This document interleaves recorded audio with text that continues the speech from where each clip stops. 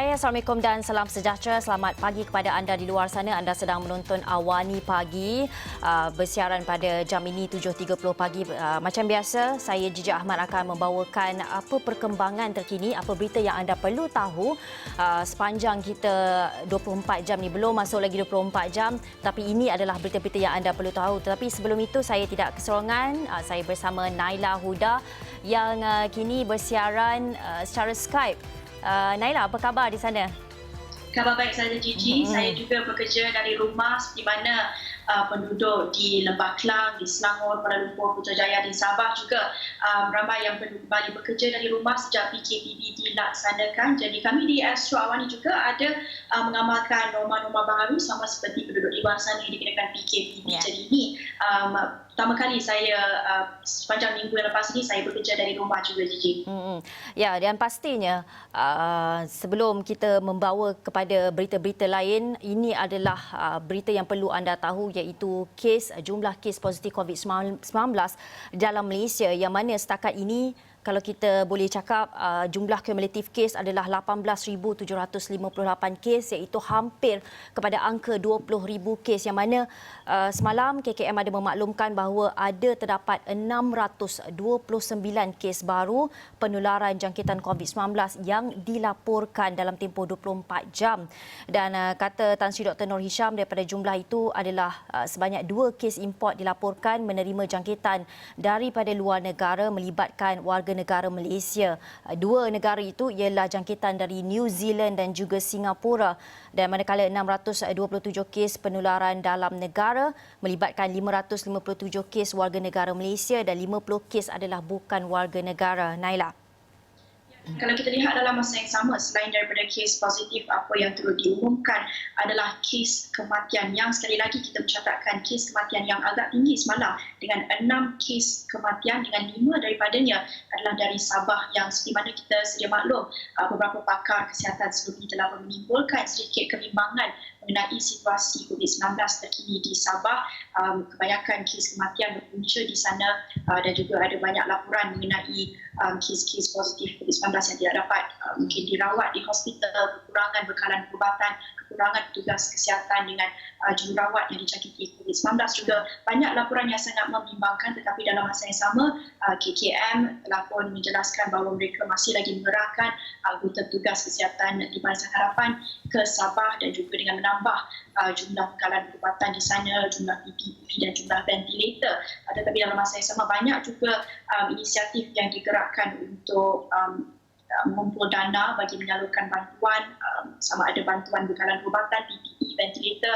Ada juga yang bergerakkan inisiatif untuk menghantar ataupun menyalurkan bantuan makanan, bekalan barangan keperluan, dan kita akan ceritakan tentang itu bersama dengan salah seorang NGO yang ada menggerakkan inisiatif tersebut. Tapi sebelum itu kita juga nak lihat kepada kluster-kluster baru yang masih lagi ada direkodkan, iaitu kluster lekir, kluster buntar dan kluster merbuk, dan diumumkan Ketua Kesihatan semalam. Kluster lekir dikesan di daerah Manjung, Perak. Hasil saringan individu berjalan pada 14 Oktober lalu. Kluster buntar juga ada, dan kluster merbuk yang melibatkan kawasan daerah Kuala Langat, Kelang, Kuala Selangor dan Petaling di Selangor. Jadi dalam masa yang sama ada juga kluster yang telah pun dilaporkan telah pun tamat, tetapi ada lagi kluster-kluster baru yang direkodkan, tetapi ini juga bermaksud kerja-kerja pengesanan kontak rapat sedang dijalankan oleh pihak KKM juga, Gigi. Ya, dalam kita bercerita pasal kluster ini, untuk pengetahuan anda, setakat ini ada 104 kluster yang telah tamat tempoh, dan keseluruhan kluster di Malaysia adalah 181 kluster, bermakna tinggal lebih kurang 77 lagi kluster aktif. 77 adalah satu angka yang besar dan juga memerlukan tahap kewaspadaan yang tinggi rakyat Malaysia ketika ini. Dan dalam masa yang sama, kita bila bercakap mengenai kluster ini, jumlah kes juga satu informasi yang sangat penting apabila KKM juga mendapati bahawa tindakan pantas untuk mengesan kes wabak COVID-19 menyebabkan pesakit dikesan pada fasa awal kebolehjangkitan itu adalah menerusi virus mutasi. Menurut Tan Sri Dr. Nur Hisham Abdullah, tidak menolak bahawa kemungkinan tahap kebolehjangkitan yang tinggi disebabkan oleh virus D614G, dan ini kita boleh lihat dalam laporan yang kita bawakan menerusi dikatakan bahawa city value gelombang ketiga COVID-19 adalah membimbangkan. Kalau anda nak tahu, city value tu adalah dipanggil bahawa paras ambang atau cycle threshold jangkitan di COVID-19, yang mana di Kedah dan Sabah rendah berbanding gelombang pertama dan gelombang kedua. Kata Tan Sri Dr. Nur Hisham, ia disebabkan aktiviti pengesanan kontak secara aktif yang berjaya mengesan kes di peringkat awal. Dan jika kita lihat di negeri Sabah, katanya KKM mengesan city value yang rendah kerana kita melaksanakan aktiviti saringan dengan cepat. Kalau kita kesan kes-kes pada permulaan dibandingkan dengan gelombang pertama dan kedua, city value-nya adalah pada penghujung jangkitan. Jadi dalam masa yang sama, ini juga memberi maksud bahawa pesakit COVID-19 paling banyak berjangkit sekitar mungkin beberapa hari ketika mendapat jangkitan sebelum gejala itu muncul. Naila. Ya, dan mungkin sedikit sukar untuk kita faham apa maksud city value itu, dan saya kira sejak negara kita dilanda gelombang ataupun pandemik COVID-19 ini, banyak terma-terma saintifik yang perlu kita belajar, mutasi D614G dan sebagainya, dan ini satu terma juga yang baru kita faham, city value, yang ada perinciannya dalam laporan astroawani.com.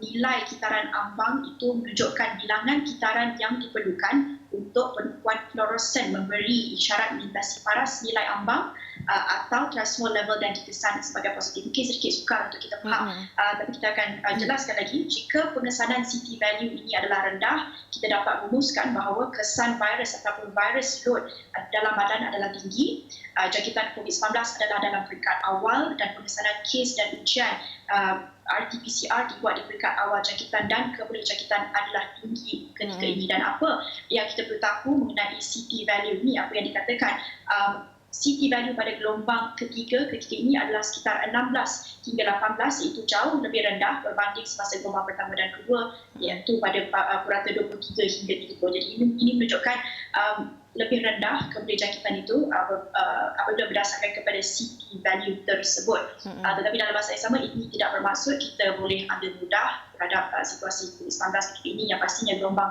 ketiga ini menunjukkan juga beberapa indikator yang agak membimbangkan. Ada kes-kes yang tidak dapat dikesan mana puncanya secara rawak, dan juga peningkatan kes dan juga apa bebannya kepada sistem kesihatan negara. Itu juga indikator lain yang perlu kita juga lihat dalam masa yang sama, Gigi.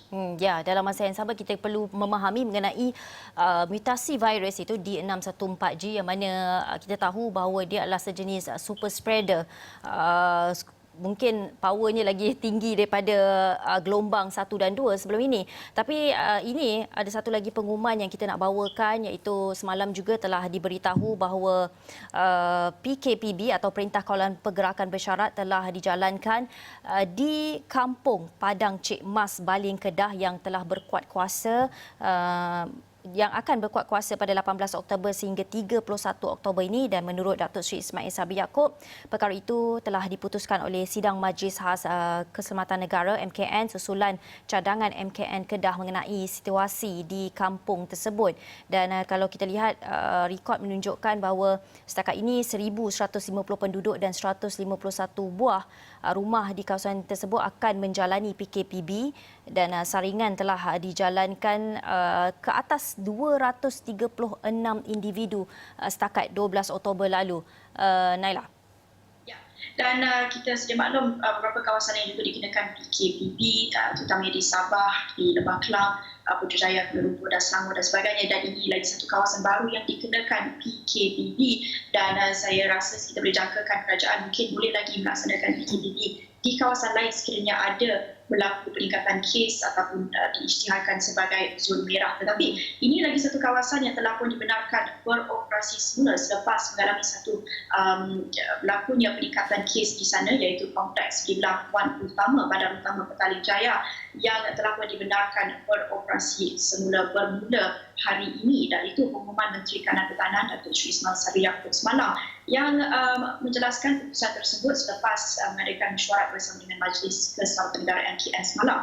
Katanya dengan langkah-langkah kawalan dan pencegahan yang telah diambil oleh pihak pengurusan kompleks serta atas nasihat KKM, Sidang Khas bersetuju membenarkan kompleks Wan Utama kembali beroperasi semula. Dan kita sedia maklum berlaku beberapa kes yang tercetus berpunca dari Wan Utama, dan berlaku juga sedikit kekeliruan berhubung dengan jumlah kes positif yang datang dari Wan Utama, apa yang diumumkan oleh pihak berkuasa dan juga apa yang diumumkan oleh pihak pengurusan kompleks di belah tersebut berbeza, tetapi sudah pun dijelaskan oleh pihak KKM banyak sebenarnya kes yang berpunca dari sana. Dan ini bermaksud bukannya kita tidak boleh keluar ke premis-premis perniagaan, itu masih lagi dibenarkan ketika PKPB, tetapi ini bermaksud boleh berlaku jangkitan COVID-19 di tempat awam. Ini bermaksud SOP itu perlu dipatuhi, dan juga dalam masa yang sama kita masih lagi boleh keluar dan beri sokongan kepada premis-premis perniagaan dan juga peniaga usaha kecil dan sebagainya, tetapi dalam masa yang sama tak bolehlah nak ambil mudah terhadap SOP kerana boleh berlaku risiko jangkitan tersebut.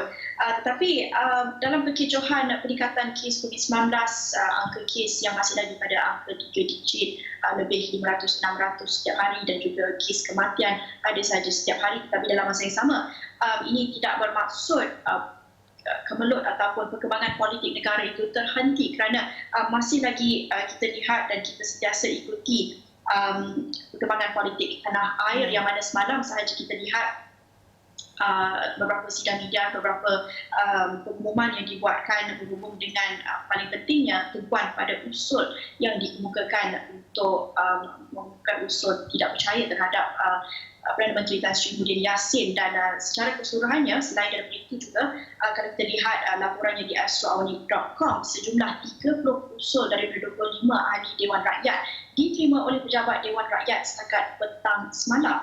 Dan menurut Yang di-Ketua Dewan Rakyat, Datuk Azhar Azizan Harun, kesemua usul yang dikemukakan itu akan diteliti dan dipertimbangkan mengikut peraturan-peraturan Majlis Dewan Rakyat. Dan ini menjelang pembukaan semula mesyuarat ketiga penggal Tiga Parlimen ke-14 Dewan Rakyat yang akan berlangsung selama 27 hari bermula 2 November hingga 15 Disember ini, dijangkakan minggu depan, yang pastinya banyak usul akan dikemukakan yang akan diperhatikan seluruh rakyat, bukan sahaja usul mengenai Perdana Menteri, tetapi paling penting juga usul belanjawan 2021 yang dijangkakan minggu depan, minggu yang sangat penting Gigi, apabila kita perhatikan sesi Parlimen minggu depan.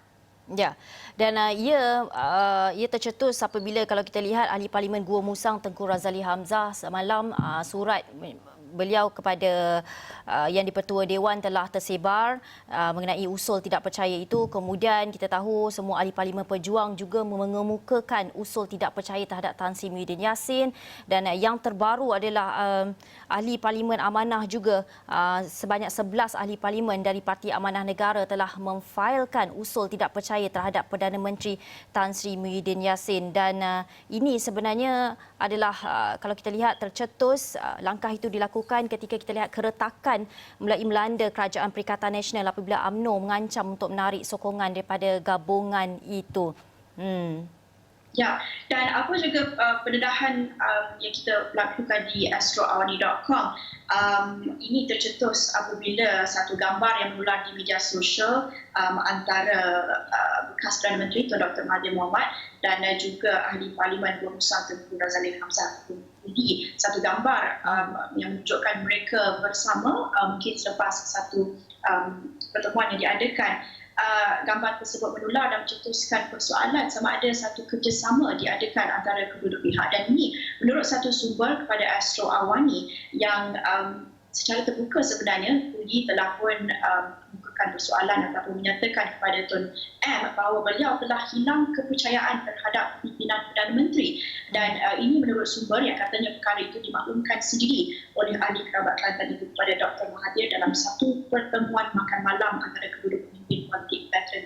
Anda laporannya di astroawani.com, dan anda boleh lihat juga paparan gambar yang tular di media sosial itu. Dan kata sumber tersebut, perjumpaan itu dalam masa yang sama tak ada apa-apa yang serius. Ia berlaku kira-kira sebulan lalu dan hanyalah makan malam biasa. Tetapi merujuk kepada Kuli, dia memang dah tak percaya kepada kerajaan Muhyiddin dan dia beritahu perkara tersebut kepada Tun M, dan sebab itu kalau tasan usul terakhir sebelum ini Kuli tidak hadir.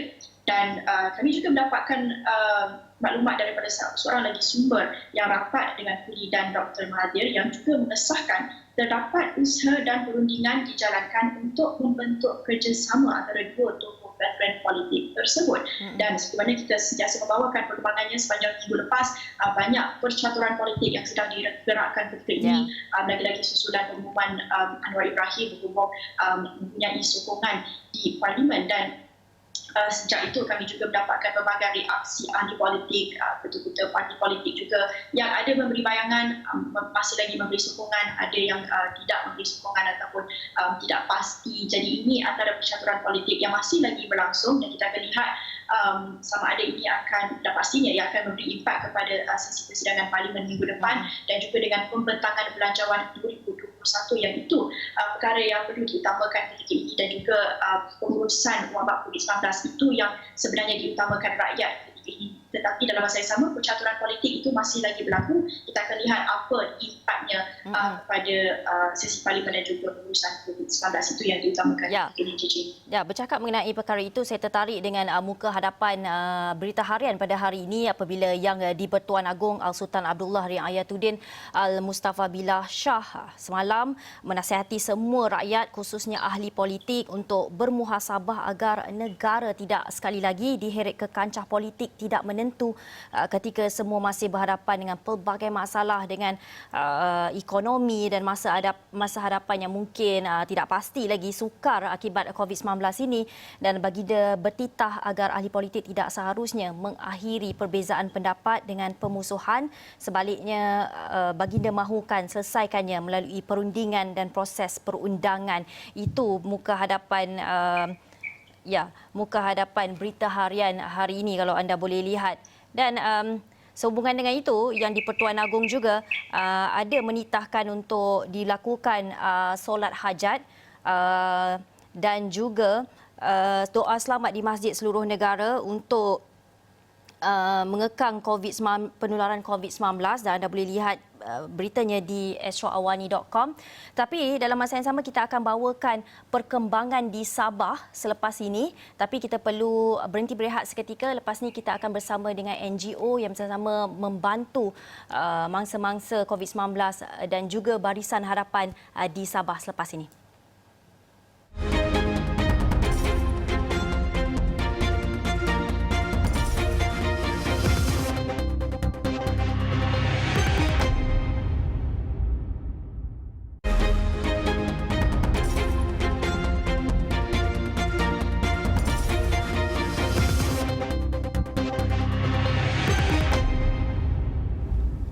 Ya, bertemu lagi dalam Awani Pagi. Kita tahu susulan peningkatan kes COVID-19 di Sabah, Perintah Kawalan Pergerakan Bersyarat PKPB telah dikuatkuasakan dari 13 hingga 26 Oktober di sana. Dan ini menjejaskan punca pendapatan bagi ramai penduduk di Sabah yang kini hilang akses kepada barang keperluan utama seperti makanan dan susu bayi. Ya. Banyak kumpulan menyalurkan bantuan kepada golongan yang terjejas, termasuklah inisiatif Sending Humarap and Love for the Marginalized in Sabah yang dibangunkan oleh Lini Chong, merupakan pengasas Ministry of Marketing Asia, juga bersama dengan Daphne Aiking, dan mereka juga bakal melancarkan tabung untuk menyalurkan bekalan peralatan perlindungan diri ataupun PPE minggu depan. Dan kita bersama dengan Lini Chong untuk menceritakan tentang inisiatif tersebut yang sudah pun bersedia menerusi Skype. Selamat pagi Nini, terima kasih bersama kami di Awani Pagi. Boleh ceritakan apa situasi terkini di Sabah? Assalamualaikum and thank you Naila and Gigi. Thank you also Awani for having us again. Okay, so situasi di Sabah sekarang kan saya rasa sangat banyak yang perlukan bantuan. Banyak betul yang especially in Semporna, yang di pulau-pulau, yang tempat yang sebenarnya saya sendiri pun tidak pernah tahu exist sebelum ni kan. Jadi saya rasa memang ada yang terlepas pandang, ada bantuan yang tidak dapat sampai. Jadi apa yang mereka buat sekarang, siapa saja yang ada, siapa saja yang kontak mereka ada di KK ataupun di luar KK lah kan, sebab saya sekarang di Kuala Lumpur, saya dengan Daphne sekarang di Kuala Lumpur, jadi mereka akan kontak kami directly sekarangnya ni and then minta bantuan. So ada beberapa orang yang on the ground, people that we are collaborating with to actually sampaikan bantuan-bantuan tu. Jadi sekarang to answer your question, memang ramai yang perlukan bantuan dan ada banyak juga bantuan tidak lagi sampai kepada mereka. Ya. Nini, boleh jelaskan apa mungkin jenis-jenis inisiatif atau bantuan yang disalurkan oleh pihak Nini kepada mereka di Sabah itu? Adakah tertakluk kepada mangsa sahaja atau penduduk atau termasuk petugas Barisan Harapan Nini? Okay, so kami yesterday baru saja mulakan satu fund iaitu Sending Humarap tu dalam bahasa Sabah lah kan. So what it really means is hope and love to Sabah. So kami untuk fund yang ini memang untuk makanan sahaja for the marginalized. Artinya siapa yang tidak dapat makanan, kami akan salurkan duit itu kepada COVID collaboration. So ada banyak kepala-kepala NGO yang ada di Sabah sekarang ni yang memang on the ground untuk salurkan bantuan. So itu Humarap and Love is just untuk makanan. Baru saja semalam dalam pukul 10 macam tu, Kita Fund telah pun bantu kami untuk set up satu lagi fund untuk PPE dan juga peralatan untuk frontliners. Ya, dan ini golongan yang terkesan ini yang bakal dapat manfaat daripada bantuan Humarap and Love pada marginalized community in Sabah ini, mereka terkesan sejak PKPB dilaksanakan. Jadi adakah mereka sebenarnya hilang punca pendapatan, tidak boleh pergi ke kerja disebabkan oleh sekatan, atau apa punca masalahnya ini? Okay, I think memang sebelum ini pun ada yang tidak bekerja mungkin sudah ya. They are unemployed already or they do not have a business already, ataupun mungkin yang usahawan-usahawan kecil yang tidak dapat keluar untuk berniaga, begitu kan. Jadi imagine kalau sebelum situasi COVID ni mereka sudah susah, apalagi sekarang kan. Tapi apa yang saya mau highlightkan di sini is in Semporna and Tawau sekarang ada banyak malnourishment issue with the children. Jadi bila ada banyak malnourishment issue with the children, diorang punya immunity system sangat rendah kan. Jadi memang itu antara yang kami risaukan, sebab itu juga menyebabkan lebih senang untuk mereka terkena coronavirus. So because they don't have the immunity system, so what we are doing right now, Daphne and I are very, very passionate about raising this fund so that antara benda yang khusus kami hendak berikan atau salurkan kepada Semporna dan Tawau adalah susu kepada anak-anak ni.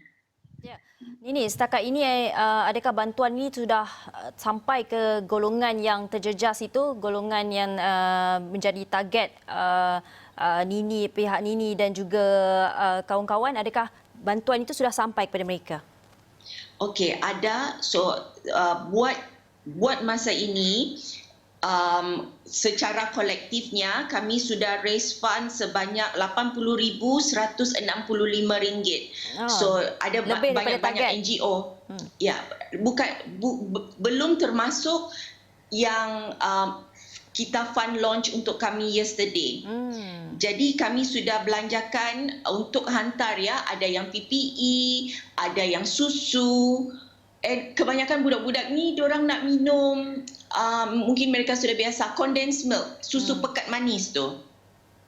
Ya, jadi sekarangnya ni yang tengah belanja lagi untuk beli makanan-makanan ini, to buy them this food and groceries, right, is RM7,890.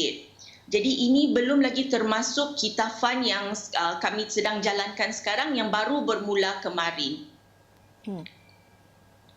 tentang bantuan ataupun tabung yang juga baru saja ditubuhkan untuk mendapatkan peralatan perlindungan diri ataupun PPE buat petugas kesihatan di Barisan Harapan yang saya difahamkan bagi mereka di Semporna. Jadi kami juga nak fahamkan apa situasi ketika ini di pusat-pusat perubatan, di hospital yang ada juga laporan lain menyatakan mereka tidak mempunyai bekalan perubatan yang mencukupi. Dalam masa yang sama, Kementerian Kesihatan ada juga masih lagi menyalurkan bekalan tersebut, tetapi di Semporna khususnya, bagaimana situasi di sana dengan kekurangan bekalan perubatan ini? Okey, itu yang saya sendiri tidak tahu kan macam mana keadaan dia yang sebab mereka kekurangan peralatan tu kan.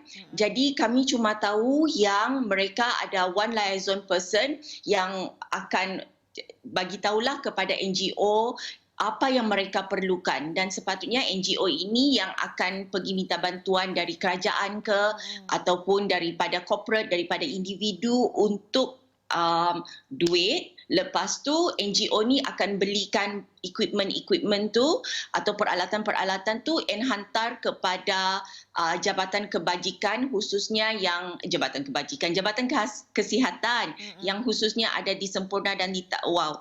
Buat masa ni, right, kami sudah salurkan 1,000 pieces KN95 mask, ada 400 botol hand sanitizer, 200 botol yang mula-mula tu botol yang kecil, hand sanitizer yang besar ada 200 botol, dan juga 200 sets of antibacterial soap, shampoo and slippers lah untuk quarantine center. Baik. Nini, terima kasih untuk penjelasan itu dan kita harapkan apa yang dilakukan oleh Nini, pengasas Ministry of Marketing.Asia yang bersama juga Daphne Aiking dapat memberi kelegaan kepada rakyat Sabah khususnya dengan bantuan itu, dan diharapkan ramai lagi sukarelawan di luar sana turun untuk memberikan sumbangan ketika ini. Ya, Naila. Ya, dan kita harap situasi situasi COVID-19 di Sabah berangsur pulih, dan juga usaha, bukan saja usaha NGO dan sukarelawan, tetapi juga bersama dengan pihak berkuasa kerajaan dan juga menerusi kementerian dapat sama-sama kita mengatasi wabak COVID-19 di sana. Dan kita akhiri awal ini pergi di sini bersama saya Naila Hudang dan saya Jijak Ahmad. Terima kasih kerana menonton. Bye.